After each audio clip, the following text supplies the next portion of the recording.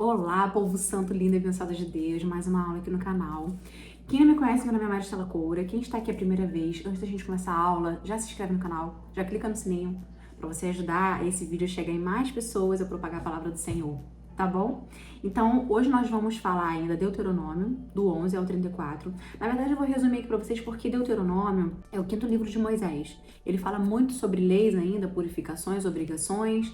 Então, eu vou falar alguns tópicos aqui sobre o que passa aqui por Deuteronômio, depois vocês leem com calma cada versículo que vocês queiram, tá bom? Não saia lendo o livro não, a Bíblia de qualquer maneira, assim, lendo por ler não, entenda e deguste cada capítulo, cada versículo. As aulas que eu venho falando aqui pra vocês são aulas, assim, dinâmicas e rápidas e resumo, tá bom? Não tem como você ser crente ou cristão com vídeos no YouTube. Você precisa realmente aprender cada versículo, cada capítulo bíblico. Você precisa ler a Bíblia, não só ficar vendo vídeo no YouTube. O vídeo aqui no YouTube é legal, a gente interage, você fica sabendo das coisas assim mais rápido, mas depois para se aprofundar nas águas mais profundas, você que tá ali no raso e quer ficar ali no raso, só aprendendo no raso, tá tudo bem, tá tudo ótimo. O importante é ter começado. Agora, se você quiser mergulhar em águas mais profundas, você precisa ler a Bíblia toda. E aí você vai ouvindo meus vídeos e vai entendendo, aquela história que a Mari falou, é aqui, tá vendo? Então eu vou ler. E você já consegue ligar o que eu te falei com o que você tá lendo e fica muito melhor o entendimento. Esse é o objetivo das minhas aulas aqui para vocês, tá bom? Então vamos para a aula logo. Deuteronômio fala sobre o castigo dos idólatras e falsos profetas, porque quando chegar no fim dos tempos, muitos falsos profetas se levantarão. Depois que a gente começa a ter mais entendimento, a gente consegue perceber que tem aquelas pessoas que usam a palavra do Senhor, que se porta como um homem de Deus na internet, na rede social, fala bem. Você sente até uns arrepios quando o cara fala de Deus. Mas ele não é um profeta de Deus. Ele tá com aquele espírito de adivinhação. Ele não é um profeta, assim, você tem que ter um olhar clínico, pede sempre para Deus nas suas orações, para que Deus abra a sua visão espiritual, para que você veja aquilo que Deus queira que você veja. Porque tem muito falso profeta que a gente diz que é de homem de Deus e bate o pé e fala, não, esse homem é homem de Deus, mas o cara não é de Deus. Então, no fim dos tempos, né, como tem acontecido muitas coisas aí, que está escrito na Bíblia, que iriam acontecer, que estão acontecendo, inclusive um deles é falso profeta vir se dizer que é profeta e não é profeta. Aqui também fala sobre os animais limpos e os animais impuros, né, os que podem comer, os que não podem comer, e nos que não podem comer tá ali cavalo, búfalo, animais que cobra, animais que não podem ser comidos. Inclusive naquela época da Torá, não podia se comer porco. Era como um animal imundo, né? Hoje em dia a gente come porco, a gente sabe que é uma carne suja, tanto que quando a gente vai fazer um carré ali, a gente tem que fritar muito bem o bacon, tem que fritar muito bem tudo que é relacionado à carne de porco, tem que fritar muito, tem que passar do ponto. Não é aquele bife, aquela picanha, aquele contrafilé que a gente gosta às vezes de mal passado, algumas pessoas que gostam de mal passado deixam ele sair um pouquinho de sangue, assim, bem levinho.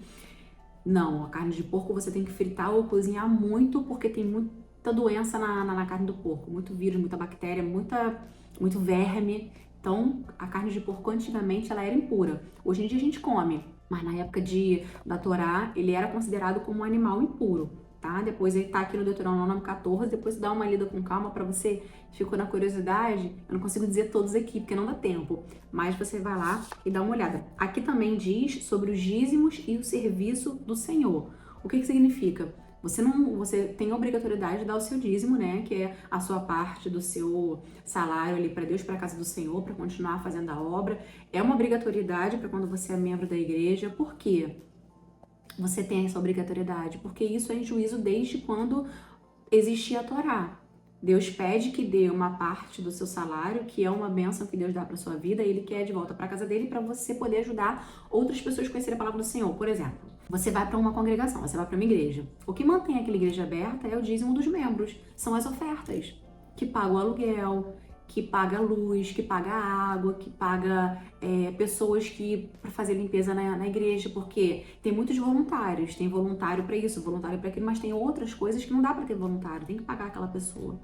E o pastor que abre mão da vida dele para viver 100% da igreja, sem ter o seu salário, tem que tirar uma parte dali para poder ter o seu sustento na sua vida, né? Porque tem pastores que têm o seu profissional e também exercem a vida de pastoreado, mas tem pastor que só vive daquilo. Então, para ele continuar tendo possibilidade de ser pastor daquela congregação, ele precisa também ter o salário dele. Então, os nossos dízimos, as nossas ofertas são para deixar a porta da casa do Senhor aberta para receber as outras pessoas que precisam de Deus. Então, gente, é mais do que justo. É mais do que justo você devolver para Deus aquilo que Ele te dá. Você não pede para Deus saúde, Deus não te dá saúde. Você não pede para Deus abençoar o seu financeiro, Deus não abençoa o seu financeiro. Você não pede para Deus cuidar da sua casa, da sua família, proteger, livrar do mal, Deus protege. E o que é para você uma pequena parte do seu salário você colocar na casa do Senhor para poder ajudar aquela porta a estar aberta para receber pessoas que precisam. E digo mais, as congregações elas têm a obrigatoriedade de ajudar os pobres com roupa, com cesta básica. E, gente, é muita coisa envolvida para você ficar reclamando que tá dando 10% do seu salário. Para, isso não é nada. Dá de coração, dá com amor, que Deus te volta tudo 100 vezes mais. Mas não dê por isso. Dê por amor ao próximo, que Deus tá te vendo. E também diz, gente, no capítulo 21, acerca dos filhos desobedientes. Sabe o que acontecia com os filhos desobedientes naquela época? Os filhos desobedientes eram levados para os anciões, o pai e a mãe diziam, olha, esse filho aqui é beberrão, comelão e não obedece, tá desobedecendo os pais, não honra seu pai e sua mãe. Eles eram apedrejados até a morte para que aquele mal acabasse. Aí você que é um filho rebelde aí agora, sua mãe fica orando pela sua vida, toma vergonha na tua cara. Toma vergonha na tua cara. Naquela época era apedrejado até a morte. Gente, olha, eu vou falar uma coisa pra vocês. Tem muitas leis aqui, mandamentos da época de Moisés na Torá, que eu acho que deveria servir pra vida de hoje em dia, sabia? Muitas coisas eu acho que não aconteceriam se fosse focado nisso. Porque se o filho desobediente, um filho comelão, beberrão, eu conheço um homem assim, conheci um homem assim, que ele era desse jeito, desde pequeno, mas sabe o que acontece? Muitas vezes os pais ensinam os filhos a andarem no caminho certo, a obedecer, né? Mas isso é muito do caráter da pessoa que nasce, porque às vezes, por exemplo, tem 2 irmãos, Caim e Abel, gente, eram criados da mesma forma, eram amados da mesma forma, mas um tinha um caráter do bem, outro tinha um caráter do mal. Então, o fim a gente já sabe, só que a criação dos pais diz muito naquele filho ser obediente ou não. Diz muito, tá? Porque tem muitos pais que não são pais e reclamam que o filho não obedece, mas eles não ensinam o seu filho certo. Então tem muitos pais aí que focam mais nos seus trabalhos, focam mais nas suas roupas, no seu dinheiro, nas suas joias, na sua vida, do que em amar, criar e educar o seu filho. Criar e amar e educar o seu filho é difícil. Você acha que é fácil para Deus cuidar da gente, educar a gente, ensinar a gente? Mas Ele é Deus e nós somos seres humanos. Então, muitas crianças são desobedientes. Não é culpa só da criança não, tá? É culpa dos pais que não ensinam, não educam, não criam, não amam os seus filhos. Porque muitas vezes o seu filho se mostra ser rebelde porque quer chamar a atenção dos pais que não mostram amor para eles. Então, muito cuidado com isso, tá, pai e mãe? Muito cuidado para pensar no só o eu. Porque você teve a opção de ter um filho ou não. Ele não teve a opção de escolher o pai e a mãe. Vamos refletir sobre isso, né? Aqui também fala sobre a caridade ao próximo, é o que eu falei pra vocês na última aula. Generosidade não é ter dinheiro pra isso. Ah, quando eu tiver dinheiro eu vou fazer isso. Quando eu tiver dinheiro eu vou... Não, faz com um pouco que você tem. Faz com um pouco que você tem. Divide um pouco que você tem, que você será abençoado de uma forma extraordinária, porque Deus honra, Deus vê. Mas não faça aquilo pra assim, se eu tá vendo que eu tô fazendo, não faça isso, pelo amor de Deus. Dê com amor, dê com compaixão, seja essa pessoa boa. Eu tenho 2 canetas. Eu vou dar uma pra quem não tem nenhuma, eu vou ficar com uma. Ah, mas uma é preta, outra é azul, eu quero uma de cada cor, o problema é seu. Seja generoso. Dá pro amiguinho que não tem nenhuma cor. Isso é generosidade. Você não precisa ser rico pra isso. Se você é fiel no pouco, Deus sabe que você vai ser fiel no muito. Então, se no pouco você é generoso, Deus vai querer te dar muito pra você ser muito generoso. Pensa nisso, tá? É a palavra de Deus. Então aqui também diz sobre as penas diversas de pecados cometidos para as mulheres, sobre estupro, sobre homem difamar as mulheres por aí, sobre todas essas coisas grotescas que tem homem que faz bater em mulher, todas essas coisas terríveis, desde a época da Torá já era pecado, já era uma lei que não era permitida, tá bom? Antes dos homens fazerem essas leis, Moisés já fez essa lei na Torá, que é proibido o maltrato com mulheres. Fala aqui também sobre pessoas que são excluídas da Assembleia Santa, aquela patotinha que a gente sabe que existe na igreja, daquelas pessoas que não são de Deus e acham que são de Deus porque estão ali, ao invés de receber as pessoas novas. Tem igreja que quando chega a pessoa nova, exclui da pessoa nova. Gente, pelo amor de Deus é amor. A pessoa está entrando dentro daquela igreja porque ela precisa de Deus. E aí ela entra dentro de uma igreja e vê pessoas que excluem, que não falam, que olham assim, ela não vai voltar para lá. Você está excluindo ela de ser amada por Deus. Não, ele vai amar ela, mas você vai ser pago por isso, você vai ser cobrado por isso, porque você não recebeu o seu próximo, porque você sabe que ele precisa de você. Então, gente, pessoas novas, recebe com amor, pelo amor de Deus, essas pessoas precisam de Deus. Pessoas antigas que estão dentro da igreja, você tá vendo que tá se desviando, que tá indo por um lugar errado, chama aquela pessoa, conversa, não bota o dedo, não julga, não vai fazer fofoca pro pastor, chama aquela pessoa, se aproxima dela, tenha compaixão, que pode ser você um dia. Tudo que acontece na vida das pessoas, pode ser que aconteça na sua vida. Ou já aconteceu ou vai acontecer.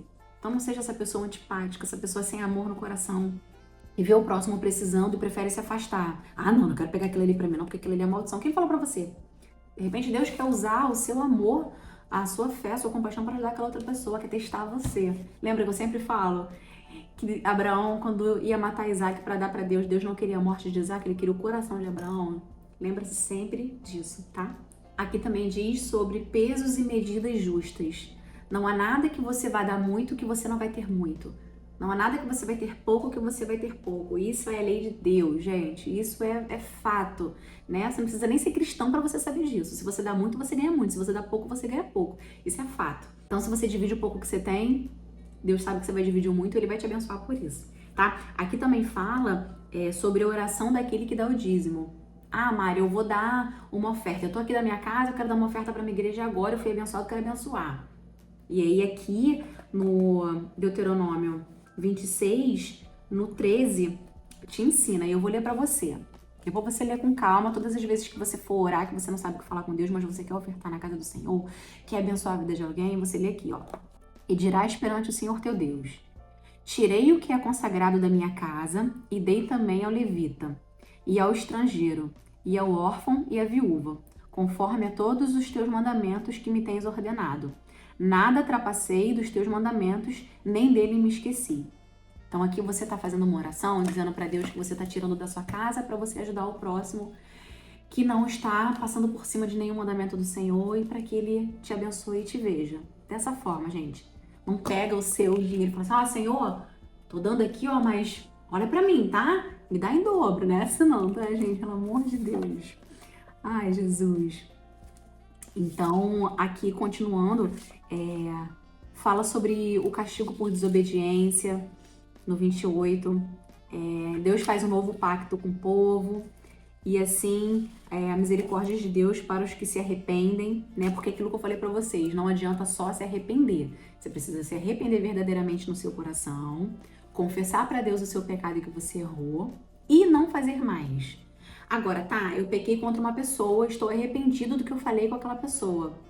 Você se arrepende no seu coração.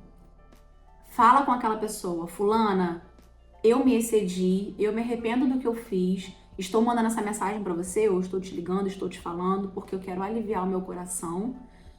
E aí você vai e não faz mais. Gente, é lindo você se arrepender e você confessar que você errou e tá tudo bem. Isso não rebaixa você não, isso te eleva no reino de Deus. O maior é o menor e o menor é o maior, lembra? Então, você fazendo isso, você está aliviando o seu coração daquilo que você se arrepende, que está te fazendo um peso, porque quando a gente erra e a gente sabe que errou, tem um peso. E tem também gente que erra e acha que está certo, mas para quem conhece a palavra do Senhor sabe que está errado. E você precisa se arrepender verdadeiramente, tá? Ou pedir perdão para Deus e confessar a Deus o que pecou contra Deus, ou falar com a pessoa: olha, fulana, amiga, me perdoa, eu me excedi, eu não queria ter falado aquilo, eu falei na emoção do momento, no calor, me perdoa. Se você vai ter uma amizade com essa pessoa ou não, isso aí é a vida que ela vai dizer, mas a sua parte você fez. Eu já pedi perdão para pessoas que ela errou comigo, ela me julgou, ela me criticou, ela me abandonou, sem me dar opção de respostas, sem ouvir o que eu tinha para falar. Mas eu entrei em contato com essa pessoa e falei: olha, você me perdoa? A pessoa fala: eu te perdoo. Mas eu sei que eu não falei nada. Foi ela que me criticou, ela que me julgou, ela que se afastou. Não me deu nem direito de resposta, mas eu pedi perdão para ela por conta disso, porque eu quero me aliviar e eu quero ficar bem com Deus. Porque antes de eu ir orar pro Senhor, antes de eu dizimar pro Senhor, antes de eu fazer qualquer coisa pro Senhor, Ele manda que, se a gente tiver problema com alguma pessoa, ir lá se redimir, ir lá se arrepender, ir lá confessar. Deus não recebe as orações de quem fez um mal para outra pessoa. Deus não recebe orações de quem feriu alguém e está indo pedir perdão para Deus. Então, gente, vamos colocar a nossa consciência em dia. Se você vai orar e vai se ajoelhar e vai falar com Deus, mas o seu coração tá ali cheio de dor, de amargura, de arrependimento, de sofrimento, de falta de perdão, vai se aliviar primeiro disso. Não faz isso, não leva isso pra sua vida. Sabe por quê? Quando a gente faz algo com alguém e a gente guarda aquilo, é como se a gente estivesse tomando um veneno para outra pessoa morrer. Quem vai morrer é você. Tá? Então a aula fica por aqui. Deuteronômio acabou. Na próxima aula nós vamos pro livro de Josué, tá? Porque Moisés ali, quando morre, Deus direciona que Josué fique no lugar de Moisés, e a gente vai começar o livro de Moisés falando sobre isso. Mas antes de falar uma parábola para vocês muito bacana, porque eu combinei com vocês que entre um livro e outro a gente vai conversar sobre uma parábola, tá bom? Que a graça e o favor de Deus desça sobre a sua casa e esteja presente na sua vida, que você tire essa trava dos olhos, dos seus ouvidos, que você seja uma pessoa melhor cada dia mais, que cada dia mais você possa aprender a palavra do Senhor, que cada dia mais você possa transbordar, que aonde você chegue as pessoas vejam um brilho nos seus olhos, que você agora é um servo do Senhor, é um filho de Deus e que Ele te ama, você é muito amado, você nunca se esqueça disso. Tudo que a gente passa na vida não é para nossa morte. É para forjar o nosso coração, é para amadurecer, é para treinar, é para mudar. Porque como eu sempre digo, se o treinamento é difícil, se o deserto tá difícil, a guerra vai ser ganha com certeza, a hora vai chegar. Quando vai ser? Não sei te dizer. Pode ser meses, pode ser anos, mas com certeza céu e terras passarão, mas a palavra de Deus não passará. Um abençoado dia, uma ótima semana. Fiquem com Deus. Até a próxima aula.